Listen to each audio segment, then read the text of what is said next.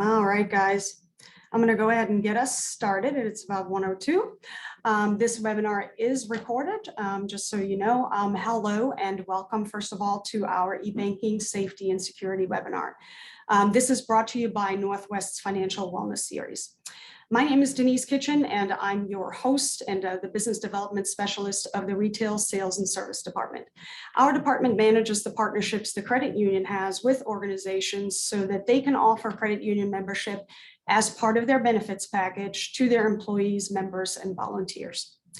First off, thank you so much again for your interest in our webinar today. Secondly, I'd like to go over some housekeeping items. Everyone is muted just due to the number of the participants. And we ask that you hold your questions until the end of the presentation and then ask them via the chat feature when we get to our Q&A session.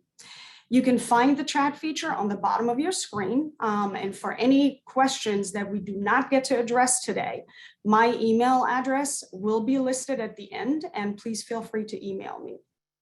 Also, if there are specific questions related just to you, those are probably better just to pose on the side and email me, and I will make sure that they will get addressed. You can also use your reactions button, which can be found next to the chat button, just to kind of let us know how we're doing. In fact, we welcome that. You can give us a little smile emoji, etc. At the end of the whole session, we will be raffling off a $25 Visa gift card. So that will be at the end of the Q&A session. So please make sure that you stay tuned until the very end. Now, without further ado, you see all these people in the background here that have the Northwest background. Those are my co-hosts. Hello, everyone. I'd like to introduce Kedrick Edwards. He's our security administrator. Christy Airy, our manager of fraud and mitigation. And Matt Owens, our AVP of business applications. And Kedrick is going to go ahead and get us started. Kedrick, go ahead and take it away. Thank you very much, Denise. Good afternoon, everyone.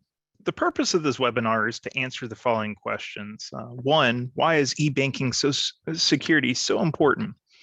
Two, what is Northwest Federal doing to secure e-banking? And three, what can you do to improve your account security even further? To start with why, we participate in securing our homes and cars, and taking time to strengthen e-banking security is also important. Fraud, scams, and security breaches are rampant and show no signs of slowing down despite valiant actions by government agencies around the world. Criminals often attempt to use breach passwords against financial websites. And finally, security recommendations change as we understand these attacks better. We work hard to strike a balance between security and convenience. With this information from the presentation, you'll better understand your options for setting your security controls on your account that best fits your needs. With that, I'd like to hand it off to Matt Owens, AVP of Business Applications. Hey, thank you, Kedrick. Thank you very much. Good morning or afternoon, everyone. So I'd like to talk about what are some of the ways that Northwest secures your e-banking experience. And I have a couple here that are on the slide, and I'd like to dive into a few of those. The first one is going to be device and geolocation awareness. We do this to leverage that, hey, if you're logging on from a new device or you're logging in from an area that's outside of your normal geographic region, we're going to prompt you for some extra steps there to make sure that no one else is trying to access your accounts. So we do leverage those as a layer as part of our security to make sure that the right person is logging into the account. We also leverage multi-factor authentication, which I'll dive into a little bit more just after this slide. And we also have various security alerts that you can put on your accounts. And these are a great tool to really gauge the expected or unexpected behavior going on in your online banking account.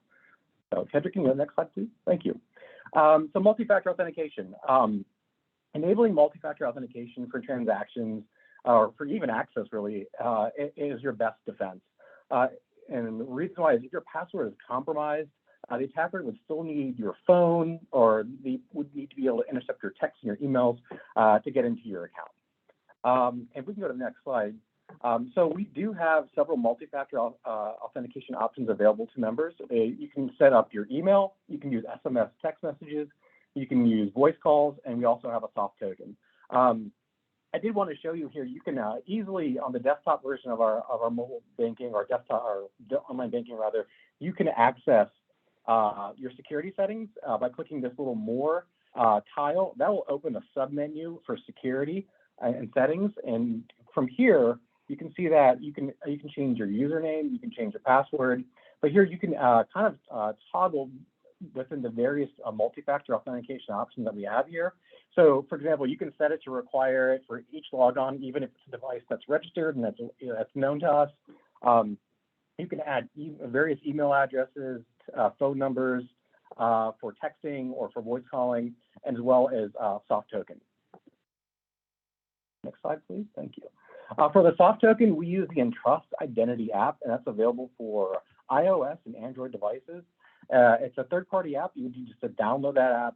And then within online banking, there's some steps you would follow by registering the soft token, and you would go through those steps to create that token on your device, whether it's your phone or tablet, and you can use that as another layer of multi-factor authentication. All right, let's talk about security alerts. Alerts are a great way for you to monitor activity on your account. And when you think about security, you want to think about layers, right? Multi-factor is more of, hey, how am I preventing someone from getting in? So let's talk about what happens once you're inside and you've authenticated into an account. You can set up various alerts for different activities, and I love to use this because it gives me the ability and gives you, our members, the ability to kind of passively monitor your account without having to think about it too much if you take the time to set up the alerts. So if you go to that tile on the left, if you're on the desktop platform, you click the more, and then there's a little alerts button there. Click on that, and that'll open up this menu here. And here you can see that we've got general alerts, account alerts, authentication, alerts for mobile deposits, for savings goals, and for transfers. The general alerts functionality is really more about overall, hey, someone's gone in, or you've gone in, and let's say you've updated your phone number, or maybe you've changed your address. So these are more demographic pieces of information that have been changed, and you can set up an alert to say, hey, anytime that's changed, let me know. And the one thing I want to focus on here too is you'll notice on that general alerts, there's kind of two little icons. One looks like an @ symbol, and one is a phone. And this is saying, hey, how do you want us to alert you? And I recommend, if you're really security conscious, to enable both methods of communication. And so what this will do is if someone changes your demographic information, let's say they change your address, you're going to get an email, but it'll also send a push notification to your phone through the app. And so this is a great way. So let's say your email's compromised, you might not know that alert's gone out. So you have another form of communication to alert you to say, hey, something's changed. And if you didn't do that, then that's a trigger for you to say, let me look into it, let me log in, or contact the credit union. Go to the next one, Kedrick. Account alerts are really great. I use these. What's really nice is you can set up alerts for all of the account products that are listed in your dropdown. Here in this example, you'll see that I've got my Matthew checking as an account, but you can use any of your deposit or loan accounts to set up alerts for. And the toggles that you see below will change depending on the type of account. So if you've got, a loan, it's going to talk about, hey, send me an alert when my payment's due, or if a payment's cleared. In this example, I have a checking account selected. But here you can see you can turn on alerts and toggle for various different transactions, whether you've done a transaction, whether a check is cleared, or you expect an automatic deposit, or you expect an automatic withdrawal. These are things that I set up alerts based on behaviors that I expect, or if I see behavior that I know I don't want to see on my account, I set up an alert for that as well to tell me that that's initiated. And doing that allows me to monitor my account passively without having to jump into, hey, let me go in and, no one has time to go and they want to check their accounts for activity all the time. So this is a great way to let us notify you when something's occurred on your account. And one more, Kedrick, if you go to the next slide, please. You can also set up alerts for different types of transfers. And I highlighted this one too is, if a fraudster gets into your account, well, the first thing they're going to want to do is set up a transfer out of the credit union to somewhere else. So, setting up an alert for external transfers, whether they've been blocked or canceled or submitted, is a great way for you to monitor activity. So that way you're aware of happenings that are going on in your account. And for that, I think that's all I have for alerts. I want to pass it back over to Kedrick, and he's going to talk about password suggestions. Thanks, Matt.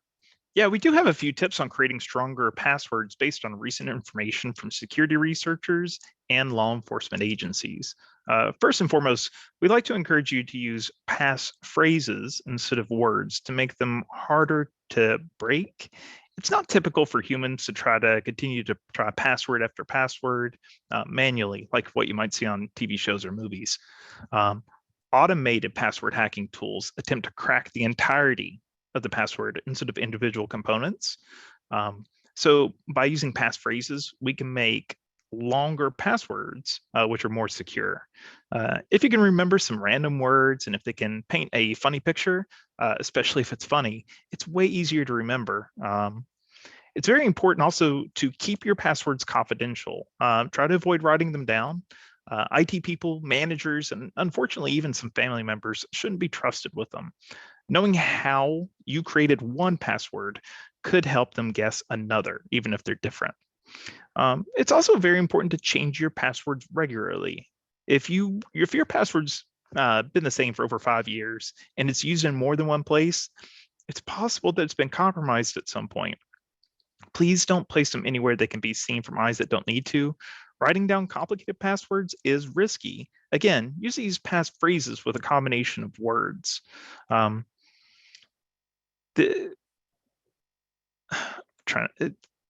Again, if you're having problems remembering those, again, make it funny, make it something that stands out or paints some type of picture in your mind.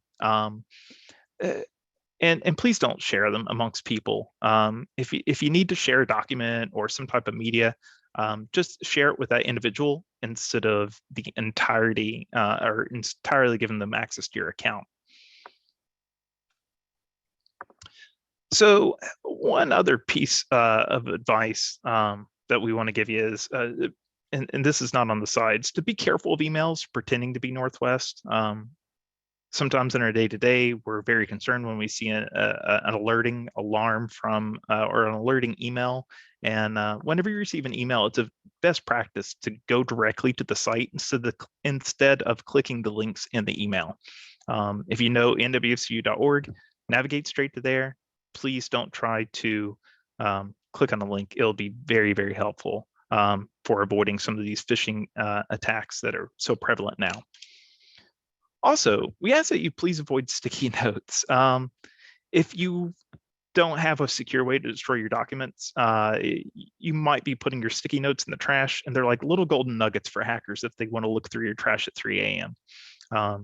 If someone is curious about something important or that's important to you, oftentimes we write down very important pieces of information on sticky notes, whether it's our account number or social security number, a password. Really try to avoid using those for those very secure and sensitive things. And if you do use them, securely destroy those, please. Unfortunately, substituting numbers for letters is no longer enough to secure passwords. Length is the best way to secure them now. Automated hacking tools look for these substitutions with just a very simple switch. So again, use passphrases. So when we're talking about length, 15 characters is the current recommended length for secure password, minimum length for a secure password based on current computer standards. Each character secures the password significantly. Also, please avoid using dates of children's birthdays or anniversaries, pet names, and the word password. Try this include, if you think about it, anything that you could find on your social media account could give away your password if you're using any of these types, an anniversary date or a child's birthday. So when we want to talk about a passphrase that's very secure, something that's kind of funny brings to mind, a popular movie from the 80s. An example is boots, clothes, motorcycle, and then a number, 85. A lot of the times, the length is enough, but most password checking tools require that you have some type of number or special character in there. Believe it or not, as simple as this passphrase is, it's very secure. So try to use something that you can remember. Maybe it's funny, maybe it paints a picture or recalls a memory for you. This is a fun little example. This talks about a difficult password with substitutions above versus a passphrase with common words below. Again, the value is the key, the password, sorry, the key is the value of adding length to the password as it's stored as a whole. The caption states, through 20 years of effort, we've successfully trained everyone to use passwords that are hard for humans to remember, but easy for computers to guess. All these things I've described are much better secured if you add multi-factor authentication. Even if your password is used somewhere else and compromised, multi-factor authentication will help you to secure your account here at Northwest from being accessed. With that, I'd like to pass it back to Matt Owens to talk about credit and debit cards and our card control app. Great, thanks, Kedrick. So we also, in addition to our Northwest Federal Credit Union online banking app, we also have a Card Control Plus app, and you can find that in the App Store for both iPhone and Android devices, or Apple and Android devices rather. And you can just search Northwest Federal Credit Union, and it should give you both our normal app and the Card Control app should both pop up right next to each other. But what I love about this app is it's specifically for our credit and debit cards, and it gives you a lot of control over how your debit card or credit card is used. Some of the main features here are the ability to turn cards on and off. I personally use this on I have a credit card here at the credit union that I only use for purchases online. And so what I do is I turn that off when I'm not going to be making a purchase, and I turn it right back on when I do. And just another layer of security for me to make sure that, hey, if someone does get my credit card information, they're not going to be able to do anything with it unless I have turned the card back on within the app. You can also even set transaction alerts within there to track activity. But you can also set a dollar amount limit to your credit or debit card. So let's say you say, hey, there's never a scenario where I'm probably going to be paying more than, let's say, $1,000 on my credit card. So I want to set my limit to $1,000. So if anything comes in for over that amount, you can tell us to automatically decline that transaction for you. And that's another great way for you to kind of add another layer of control and security to what might be a fraudulent transaction. And you can also set up the travel memos within the card. So if you're going overseas to another country, you can say, hey, I'm going to be traveling, and I'm going to be here between this date and that date. And that lets us know not to block your card while you're over there. And with that, I think that kind of covers the card control app. I'm going to pass it over to Christy Airy, and she is our fraud mitigation manager. Christy? Thank you, Matt. Hello to everyone. Recently, our website, nwfcu.org, was redesigned, but we do have great fraud prevention information. And the easiest way to get there is to use the search feature and type in fraud prevention. Once you get on that page, you can find information on scams, schemes, and fraud topics to make yourself aware of what's going on, what's most current, and then how to protect yourself, of course. In addition, the card control app and the online banking, alert information is also on there. It's just another resource for you to go back to see how you can access that information. And each month we post social media fraud prevention topics through our Facebook and Instagram sites, and I really welcome you to follow the credit union. Go ahead, Kedrick, with the next slide. So protecting your credit report is another step that you can do just to keep things in order and make sure that nothing's being reported that you did not authorize. You get a free annual credit report from each bureau, and I'm going to share that now. It's actually weekly. I don't know how long that's going to be the case, but it is weekly that you can pull from each of the bureaus a report to make sure that what's being attributed to you is definitely associated with you. There's also fraud alerts and credit freezes that you have options to take advantage of. And you can think of the fraud alert as like a consumer statement that says, don't provide any application or authorize any kind of an application without contacting me first. Just be sure to provide a phone number so that the creditor can have that to reach out to you. A credit freeze actually blocks your credit report, and there's different lengths of time depending on the circumstances. The annual credit report site, annualcreditreport.com site will provide you additional information on what I just spoken about. And that's also where you want to go to get copies of your reports. It's a really good resource site for that purpose. Patrick, next slide, thank you. And lastly, if you are a victim of ID theft, please report it. And you have the option of reporting to your local police or using the Federal Trade Commission site, which is that identitytheft.gov. The Federal Trade Commission has made a really keen process in reporting that and providing additional information if you are a victim. And then most importantly, keep a record of the report. If you get something that comes across through the mail or a phone call that you didn't authorize, that report could help you in disputing that particular activity. And just again, identitytheft.gov. Take advantage of the resource there if you need to. And we're here if you guys have any questions on fraud in general or identity theft specific. But thank you very much for your time. Denise, it's all yours. Awesome. So back to me. Thank you guys so much for this really, really great information. We certainly appreciate it. This seems to be a very hot topic as we had a lot of people sign up for this. So I know we'll get a lot of questions here. So go ahead and get your typing fingers ready and your chat boxes open, and please feel free to pose your questions. I have two that I've already received kind of as we were going. Someone asked whether browser generated passwords are okay. I'll take that one. Yeah, so they can be helpful. However, there is some risk with browser generated passwords. It's helpful for whenever you have a single account, such as Google Chrome, and you want to have those portable. However, there's still risk with those.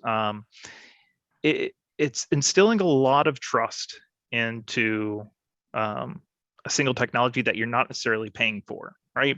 Your browser, you typically don't pay a monetary fee for versus paid for services. I don't want to endorse anything specifically, but there are about password management subscriptions that will securely hold on to your passwords for you instead of a convenience or a browser specific way to do it. But the passwords generated are usually safe. I kind of would abstain from saving them in your browser. If something happens and that browser becomes compromised, then you're looking at a potentially compromised password. Again, multi-factor authentication will help you with that. Try to enable that wherever you can. So that's a great question, though. Thank you. Awesome. Next question was regarding Quicken and our connectivity. Do we have, I guess, William says he's been having a little bit of issues with that. Do we have an answer for him on that? Yeah, so William, as far as I know, from a general overall, I don't think we've had issues with connectivity as a whole with Quicken. We do have our members that connect through Quicken, and I think there's quite a few that use the online version, which I think is Mint, which is the same developer. They both come through Intuit, I believe. But if you have something that's specific to your area, I can happily have someone reach out to you, and maybe we can figure out what kind of connections, what's going on with your connection behind the scenes there. Right. Well, William, if you need to take this further, just go ahead and send me. Yeah, actually, and what I will do though is I will Okay. actually, as terms of security, right? I think you mentioned Quicken, and then I kind of touched on Mint. But there are a lot of applications out there online that say, hey, put in your online banking credentials and we'll scrape that information and bring it into a one view, right? We all have, most people have accounts at various institutions, whether it's for investments or banking or lending. And rather than logging into 3 or 4 different places, you want to have one solution. And so you might put your credentials in there for each of those online banking and it pulls them all in there. So when you do that, now you're transferring that or a little bit of that risk over to that third-party platform that you put that into. Additionally, what they do behind the scenes typically is they will ping those your financial institutions several times a day. So if you change your password, they're going to be logging in with an invalid password, and that will lock you out. I see that all the time. We get lots of, hey, someone's trying to log into my account, and it's not me. And then when we crawl back and look through the IP addresses, we say, hey, by the way, you're using this website? Oh, yes, I didn't update my password there. So I just kind of wanted to mention that, as you kind of had mentioned Quicken, but I feel like that was, something that you can apply to all of those. Okay, awesome. Thank you for that. Kedrick, if you don't mind moving to the next slide. William, if you have any questions, any further questions than that, please feel free to email me and I'll make sure that I'll contact some folks and get you the answer on that, okay? Next question after that, will NWFCU be offering transfers via Zelle? Yes, Q1, but I don't have a hard date yet, but it's on my roadmap for Q1. Awesome. Donna was asking for suggestions for a username. I think something that's unique to you but does not tie to your actual first name or last name would be helpful. Nicknames I'd try to avoid too, just in case someone knows you by that. So use a little creative imagination, but still something you can remember. I've childhood memories, something that someone called you that was funny that you enjoyed or something, that's a great username. But when you talk about discovering information, passwords are important, but having your username is that first part. So I recommend not using an easily guessed username, but I'm security paranoid. So just try to make it a little different. Your first name, last name, or first initial last name is not the most secure username, but it is easy to remember. I get that. Yeah. Another question, is the Trust app available and functional on Mac desktop? And also, George, I saw that you're questioning the question that you posed during the registration. I did not get that. So if you could email me separately, whatever that question was, I'll make sure I'll get an answer for you. But or is the Trust app available on Mac? That was his other question. As far as I'm aware, it is only available on, in terms of it's only on iOS devices. So that would be your iPhones and your iPads. I have not seen it available as a desktop function.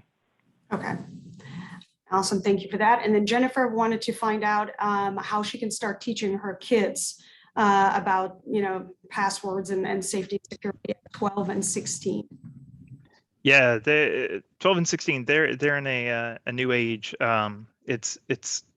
They're technologically savvy, but sometimes I remember as a teenager, you don't use the most common sense because you're still building that, right? And learning the common sense of not sharing things that are secret to you, and really driving home that passwords are secretive and that these are very sensitive things, and especially the way people develop passwords, sharing one password could be detrimental. If your password is boots motorcycle shoes 21 and next year it's boots motorcycle shoes 22, it's easily guessed. So driving home that passwords are secrets that you should keep. It's more about using good constructs of passphrases, teaching them to count how much it is, and getting away from the substitutions. They just don't work as well as they used to anymore. Being sensitive about how much they share is very important too. And it's also to kind of dive a little deeper. Password reuse. I know a lot of people that use a single password for most accounts. It's important to consider the level of risk.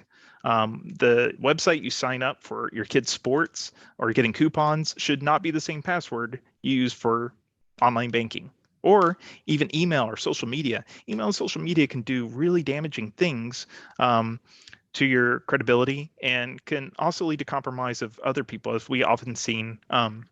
Someone's Facebook gets taken over, and then they ask everyone on their contact list, and it balloons from there. So again, avoid password reuse, use passphrases, use multi-factor authentication. Those are the keys, and those are simple enough to where I think they're repeatable and broad enough to where they can be used just almost anywhere, not just online banking. Thank you. Also, Definitely. I'm going to I'm going to put a plug in again for the fraud prevention page, because towards the bottom there is all kinds of topics. There are some geared towards kids, and there's some videos that are, I'll call them entertaining, but they get the message across. So check that out as well. Awesome. Thank you guys so much. Next question. Are MFA tokens helpful when your phone can so easily be stolen or compromised by a bad phone app? I still say, you're relying on the password and the MFA. So now they would have your phone, which is something you have, but they still have to have something you know. As long as your passwords aren't saved in your browser or on another app on your phone, then you should be fine. And managing these passphrases is very difficult. Again, it goes back to having some type of secure password management, and that varies on how much your information is worth to you. I would say if you're at high risk of having your cell phone stolen, then your cell phone should be password protected, either with a PIN or a biometric opening. And then if you have a password management tool, that usually has a password just to open that. So again, it's very difficult to remember 15-character passwords, especially when you have 45. That's not an unusual number. I agree, Diana. It's just a matter of who do you choose to trust with that very important information. And that's to have all your passwords in one bundle. That's a tasty treat for a hacker who's really wanting to go. And it Diana, you mentioned the external password managers. I don't think it's a great place to endorse a particular one, but I'll say you get what you pay for usually. Some of these things are not that expensive, and they provide a good layer of security. Awesome. So you already answered the next question that Diana had when it comes to how to remember or finding a spot to put these passwords so you have access to them and don't have to remember them necessarily. So there isn't a specific, somebody else, I think Diana asked at the end, there isn't a specific external password manager that we're in favor of, is there? Not that we can endorse. What we use for us is enterprise, and we don't want to reveal who that is, and B, I'm not aware of any consumer-based offerings that they have. Just be aware that we do use those, and we put them through the ringer to make sure they were secure to begin with, and they maintain that posture of security. Okay, awesome. And I think I pretty much addressed the questions. Are there any more, guys, before we finish with the Q&A session?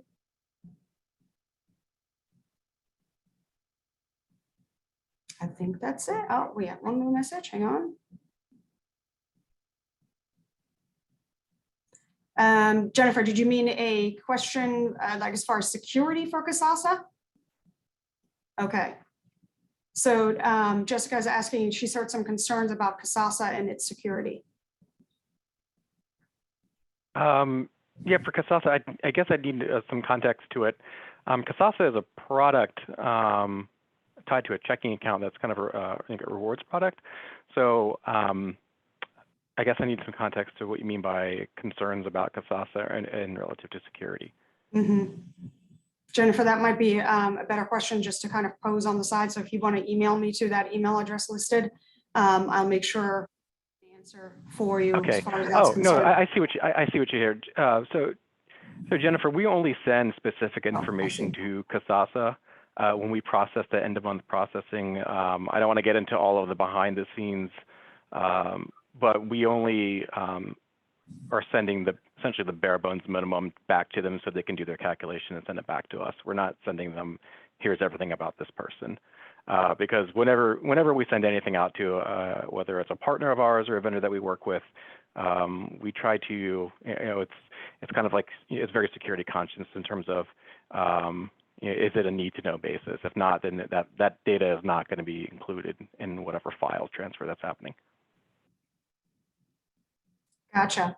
Wonderful. Thank you so much, guys. I think that's it. That's all the questions. So now we get to do the fun part. Now it's the raffle. And the way this is going to work is I'm going to pose a question. So again, get your typing fingers ready and get that chat box open.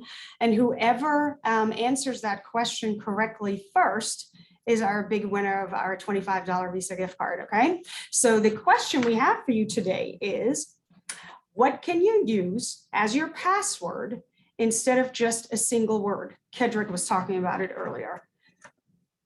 Yes, we've got a winner. My goodness, they're coming in fast. All right, hang on. I got to scroll back up to see who that was. Jennifer Telesh. I hope I pronounced that correctly. Jennifer, I do have your email address. Congratulations, first of all. Yay! I need to get a cowbell so we can properly celebrate this. But I do have your email address from your registration, so I will be reaching out to you. And so you can give me your physical address and I will mail that gift card along with some other goodies for you. So again, thank you guys so much for tuning in today. And thank you to my presenters, Kedrick, Christy, and Matt. It was really, really great information. This was a hot topic. So wonderful information shared. For everyone else, if you guys have any further questions for us, please email me.